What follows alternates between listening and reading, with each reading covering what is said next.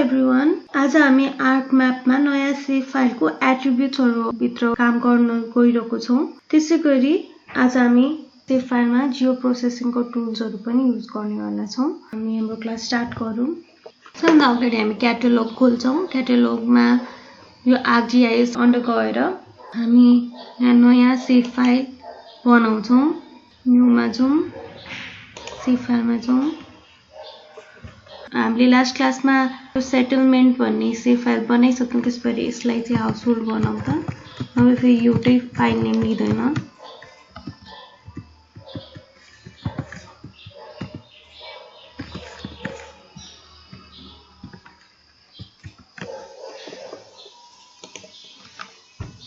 Projected coordinate सिस्टममा जानु। तपाईले UTM देख्नुहुन्छ। UTM फोल्डर भित्र WGS 1984 छ। त्यसमा हामी क्लिक गरेर नर्दर्न हेमिस्फियर देख्छौं। त्यो पनि क्लिक गर्दाखेरि चाहिँ हामी मुनि जाउँ त यहाँ यो नेपालको हामीले 44N र 45N लिन्छौं। 44N चाहिँ दाङ भन्दा वेस्टतिर हो भनेदेखि 45N चाहिँ इस्टर्न पार्टतिरको लागि हो। अब हामी अहिलेलाई 45N लियौं है। ओके, हाम्रो प्रोजेक्टेड कोअर्डिनेट सिस्टम अपियर भएको छ है। अब हामी ओके गरौँ। हामीले त्यसैगरी रोड्स र फरेस्ट एरिया भन्ने नयाँ सेभ फाइल बनायौं हैन। अब हामीले चाहिँ के चाहिँ सोच्नु पर्छ भन्दाखेरि हामीले प्रिभियस क्लासमा जुन नामको सेभ फाइल बनाएको थियौं त्यही नाममा चाहिँ जुझ्न पर्न। अब अर्को एउटा नयाँ फिचर चाहिँ के हो भन्दा तपाईहरुले यो टुल बारमा यस्तो प्रकारको एउटा टुल देख्नु भएको छ होला। हेर्नु त यो पोलिगन माथि प्लस भएको नजिकै कर्सर लाग्दा त्यहाँ के लेख्छ add data, add new data to map active data frame.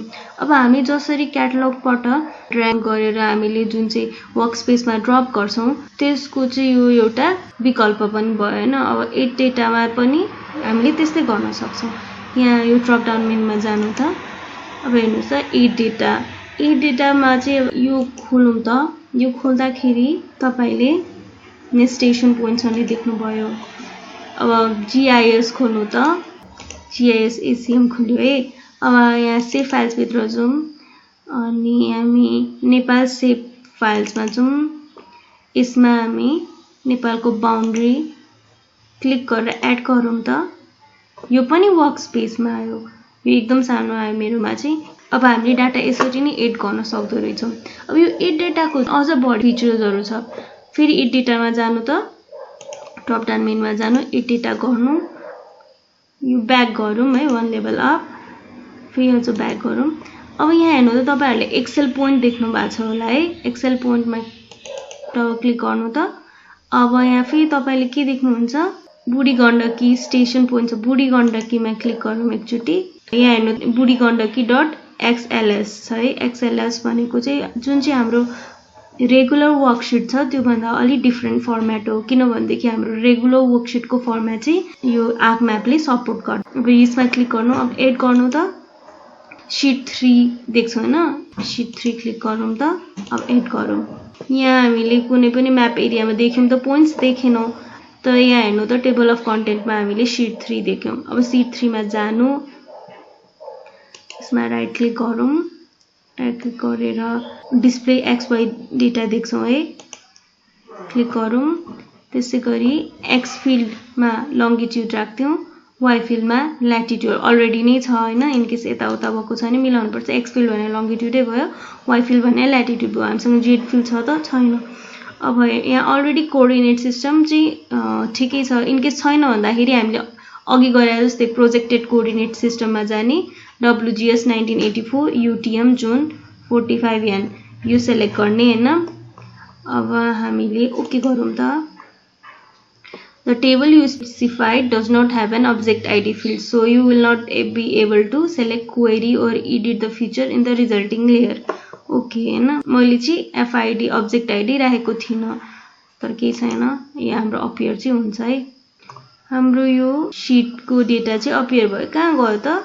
माथि जाउँ।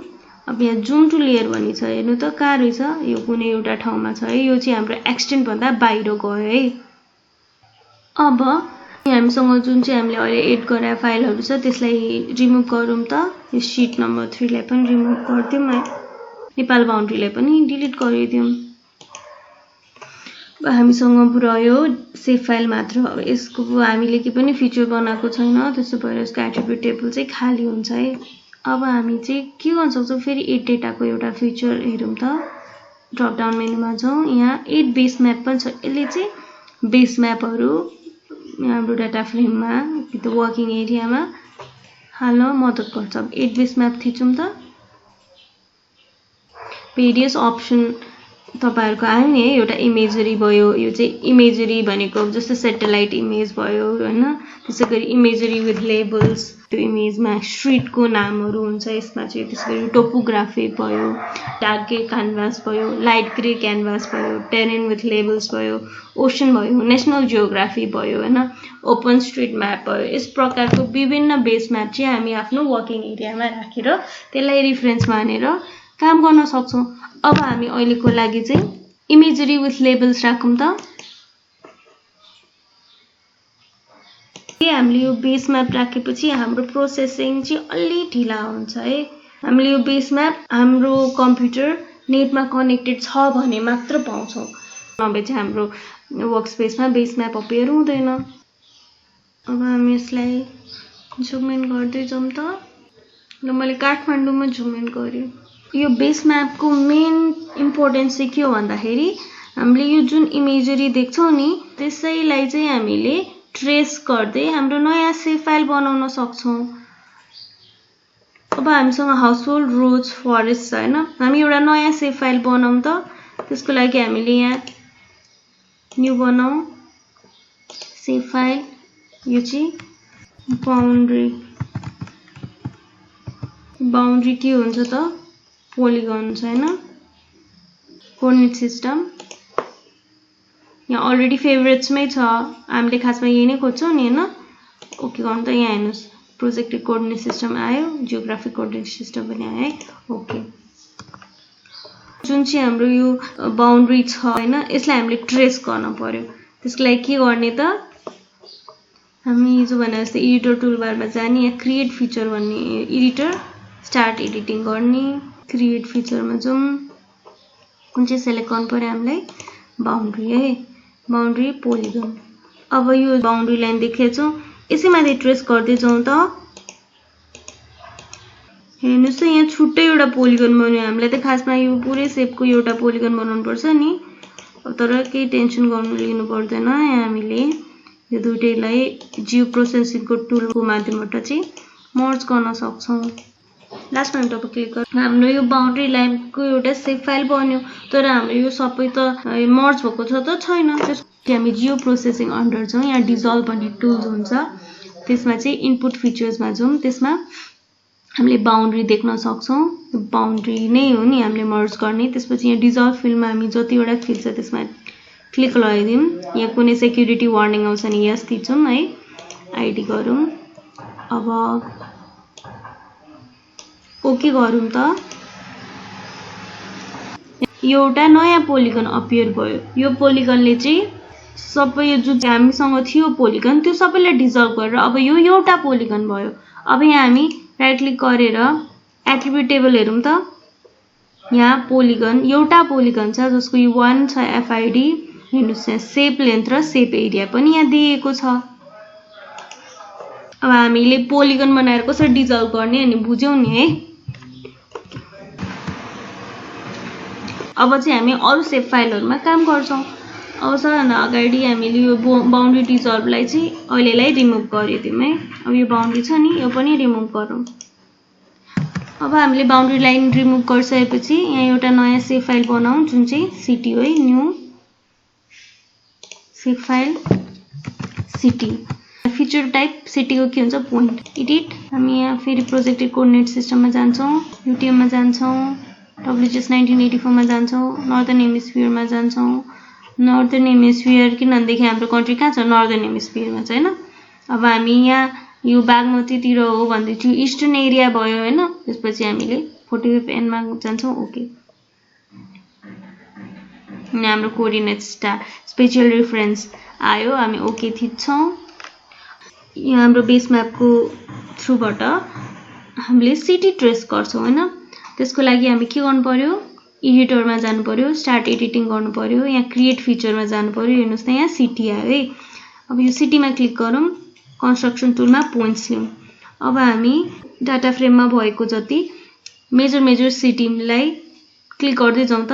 फर्स्टमा पोखरा गरौँ, काठमाडौँ, हेटौडा, भरतपुर, बुटवल। हेर्नुस् त हाम्रो सिटीको लोकेसन ट्रेस भयो नि हैन। अझ हामीले प्रिसाइजली गर्नु छ भनेदेखि अझ जुम गरेर गर्दा हुन्छ हैन। अब हामीले के गर्नुपर्छ, हामीले चाहिँ सिटीमा गएर एट्रिब्युट टेबल हेरौँ त। अब हाम्रो कतिवटा पोइन्ट छ, हामीले टोटल यहाँ 0 देखि काउन्ट गर्ने नि 5 वटा पोइन्ट ट्रेस गरिसक्यौं है।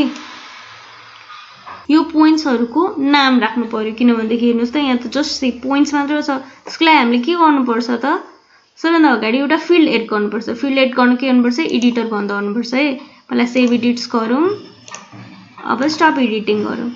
अब टेबल अप्सन्समा गएर एड फिल्ड गरौँ। के फिल्ड हो त, अब यो सिटी नेम कस्तो टाइप हो त, यो टेक्स्ट भयो है। ओके, अब हामी फेरि एडिटरमा जान्छौँ, स्टार्ट एडिटिङ गर्छौँ, सिटी नेममा क्लिक गर्छौँ। फर्स्ट हामीले के चुज गरेका थियौँ, पोखरा, त्यसपछि काठमाडौँ,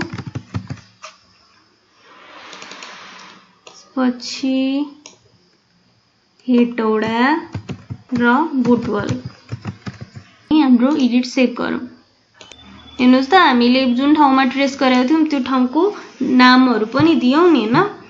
त्यसै गरी चाहिँ हामीलाई XY कोअर्डिनेट्स पनि चाहिएको छ। त्यसको लागि के गर्ने त, एउटा नयाँ फिल्ड एड गर्ने। स्टप एडिटिङ गरौँ, फेरि यहाँ जाउँ, एउटा नयाँ फिल्ड एड गरौँ। त्यसको नाम चाहिँ अब X कोअर्डिनेट राखौँ है। यो चाहिँ फ्लोट कि त डबल राखौँ, किनभने सर्ट इन्टिजरमा चाहिँ पोइन्ट पछाडि सर्टेन नम्बर्सहरु मात्र राख्न अलाउड हुन्छ हैन। फ्लोट कि त डबल राखौँ, फ्लोट राखौँ यसको लागि। ओके, यो एट्रिब्युट टेबल ठुलो पारेर हेरौँ त X कोअर्डिनेट आयो। त्यसै गरी अब हामी Y कोअर्डिनेट पनि राखौँ। एड कोअर्डिनेट टु लङ भयो है। ल, Y कोअर्डिनेट नै भयो। अब हामीले मा चाहिँ X र Y भ्यालु राख्नु पर्यो। यसको लागि यहाँ जान्छौँ, राइट क्लिक गर्छौँ, यहाँ क्याल्कुलेट जियोमेट्री देख्नुहुन्छ है। तपाईहरु फिल्ड क्याल्कुलेटर भन्दा मुनि क्याल्कुलेट जियोमेट्रीमा जानु। यहाँ हेर्नु त X coordinate of the point र Y coordinate of the point. X कोअर्डिनेटमा X कोअर्डिनेट अफ द पोइन्टै राखौँ। Use coordinate system of data source, use coordinate system of data frame. Use coordinate system of data source र data frame एउटै छ हैन, जुन गर्दा नि भयो। अब युनिट चाहिँ केमा राख्ने, X कोअर्डिनेट हामी डेसिमल डिग्रीजमा राखौँ है। ओके, Y कोअर्डिनेट गर्ने युनिटमा डेसिमल डिग्रीज। के हेर्नु त आयो है हाम्रो। अब हामी यो बेस म्यापलाई अफ गरौँ त। यहाँ छ नि world imagery, world boundaries and places, यो सबै बन्द गर्छौँ। अब हामीसँग के रह्यो, यो पोइन्ट रह्यो है। अब यो पोइन्टहरु त यो छ, तर यो के होला त भनेर हामी सोध्छौँ भनेदेखि हामीले यसलाई के गर्नु पर्यो, लेबल गर्नु पर्यो नि हैन। सिटीमा जाउँ, लेभल फिचर्समा जाउँ। हेर्नु त यहाँ यसले आइडीहरु मात्र लिइराछ। यसलाई हामीले प्लेयर प्रोपर्टिजमा भयो, त्यो प्रोपर्टिजमा जाउँ, यहाँ लेबल्समा जाउँ, लेभल फिल्डमा हेर्नु त हामीले सिटी नेम राखौँ। अप्लाई, यो पोखरा, भरतपुर, हेटौडा, काठमाडौँ, बुटवल यिनीहरुको इचको लोकेसन आयो नि हैन। अब XY कोअर्डिनेट पनि बेस म्यापमा जे थियो त्यही भयो। अब यस्तो तरिकाले चाहिँ हामीले नयाँ सेभ फाइल बनाउँदो रहेछौँ हैन। प्रिसाइज छ कि छैन भनेर हेर्छौँ भने पनि हामीले के गर्नु पर्यो त, हेर्नु त यहाँ क्याटलगमा जाउँ, GIS ACM खोलौँ, GIS ACM भित्रको सेभ फाइल खोलौँ, नेपाल सेभ फाइल्स खोलौँ, नेपालको बाउन्ड्री यहाँ राखौँ त। हेर्नु त एक्ज्याक्ट लोकेसनमा आयो नि। मेजर सिटी जस्तो कि पोखरा यही हुन्छ, वेस्टर्नतिर, काठमाडौँ सेन्ट्रल एरियातिर हुन्छ। हेर्नु त अब यसरी चाहिँ हामी सेभ फाइल बनाउँदो रहेछौँ। तपाईहरु पनि एकचोटी फेरि ट्राई गर्नु हैन। अनि अब मैले चाहिँ यहाँ 5 वटा मात्र सिटी लिए, तपाईहरु अरु पनि मेजर सिटीज कुन छ नेपालको त्यो सबै पोइन्टले ट्रेस गरौँ अनि तपाई नयाँ एउटा फाइल बनाउन सक्नुहुन्छ। सेभ फाइल जुन चाहिँ सिटी अफ नेपाल नेम गर्न सक्नुहुन्छ हैन। यस्तै विभिन्न गर्न सक्नुहुन्छ। क्याटलगमा जाउँ, क्याटलगमा यहाँ ArcGIS मा जाउँ, अब यसै गरी चाहिँ तपाईहरुले रोड्सहरु पनि बनाउन सक्नुहुन्छ, रिभरहरु पनि बनाउन सक्नुहुन्छ। अब हामी एउटा चाहिँ एक्जाम्पल हेर्छौं। न्यू गरौँ, सेभ फाइल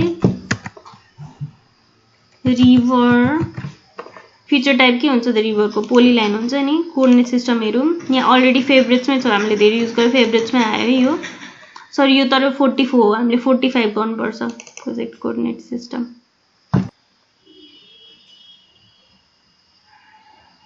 ओके, अब यहाँ हाम्रो रिभर भन्ने एउटा नयाँ सेभ फाइल आयो। हामी यो हाम्रो बाउन्ड्री लाइनलाई अफ गरिदिउँ, सिटी लाइन नि अफ गरौँ। अब 8 बेस म्याप गरौँ त फेरि। अब हामी रिभर क्लियरली देखिने एउटा कुनै इमेजरी लिन्छौँ, टोपोग्राफिक लिउँ। हेर्नुस् त अब हामी यहाँ रिभर अलि क्लियरली नै देख्छौँ हैन। यो नारायणी रिभर हुन सक्छ। अब हामी यसलाई ट्रेस गर्दै जाउँ त। एडिटरमा जाउँ, स्टार्ट एडिटिङ गरौँ। कुन फिल्ड एडिट गर्ने हो त हामीलाई? रिभर गर्नु छ है। ओके गरौँ। अब हामी यहाँ जाउँ, क्रिएट फिचर्समा जाउँ, रिभर सेलेक्ट गरौँ। अहिले हामी लाइनै युज गरौँ। ट्रेस गर्दै जाउँ त। यो एउटा बन्यो, फेरि इनपुटबाट कन्टिन्यू गर्दै जाउँ। हामीले यति रिभर बनायो है। हेर्नु त, अब यो चाहिँ के रिभर हो? यो नारायणी रिभर हो। यो हामी यहाँ माथिसम्म लगौँ त।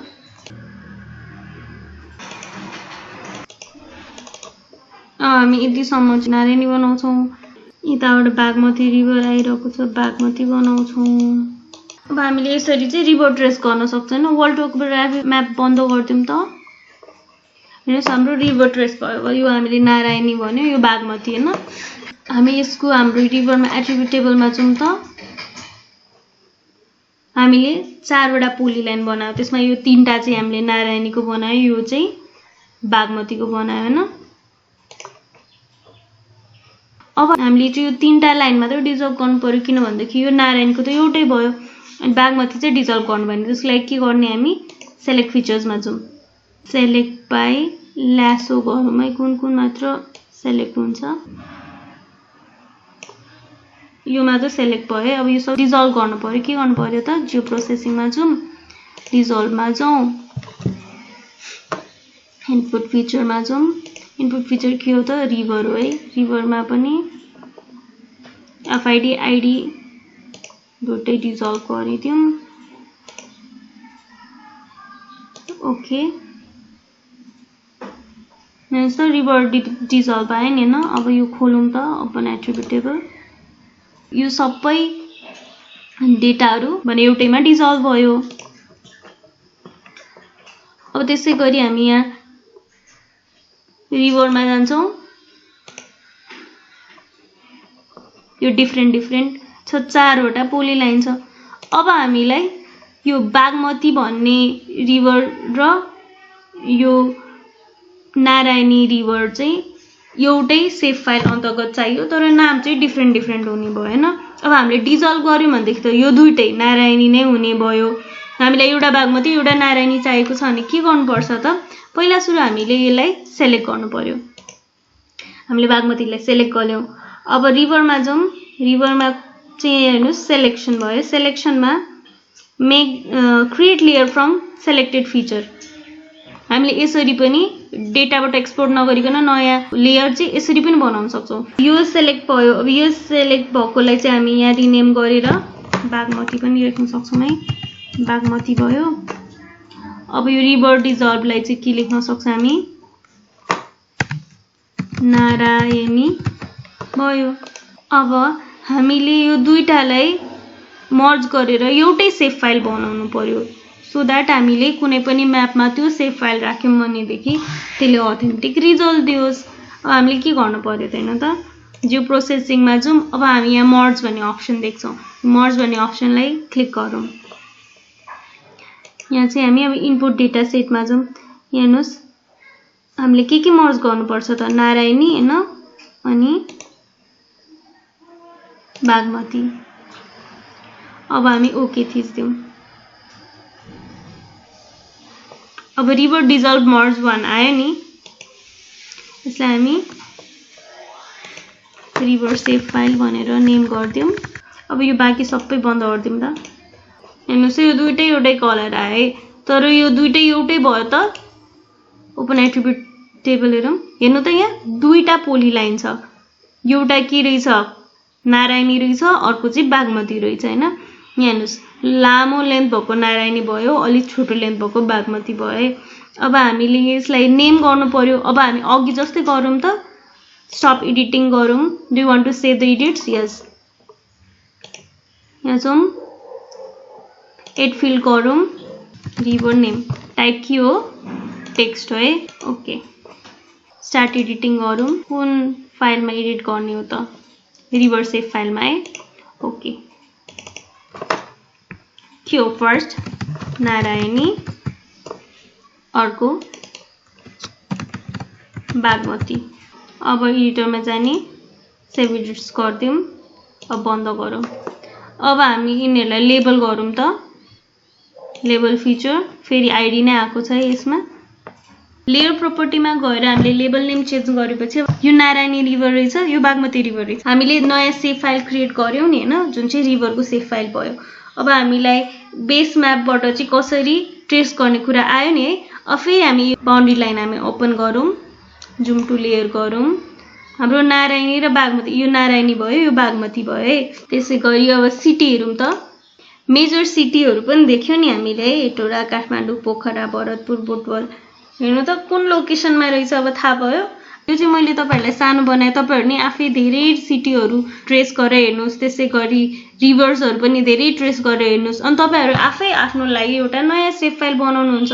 जसरी यो हाम्रो नेपालको बाउन्ड्री लाइन पनि छ नि, यो पनि बेस म्याप ट्रेस गरेरै बनाएको। हामीले यो पनि गर्न सक्छौं। अब यो ट्रेस भन्दा पनि कति केसेसमा चाहिँ एक्सेल डेटाहरू पनि युज गरेर हामीले जीपीएस ट्र्याकरहरू युज गरेर कोअर्डिनेट्सहरू पनि हाल्न सक्छौं। त्यो चाहिँ अब म तपाईहरुलाई अरु कुनै क्लासमा सिकाउँछु हैन।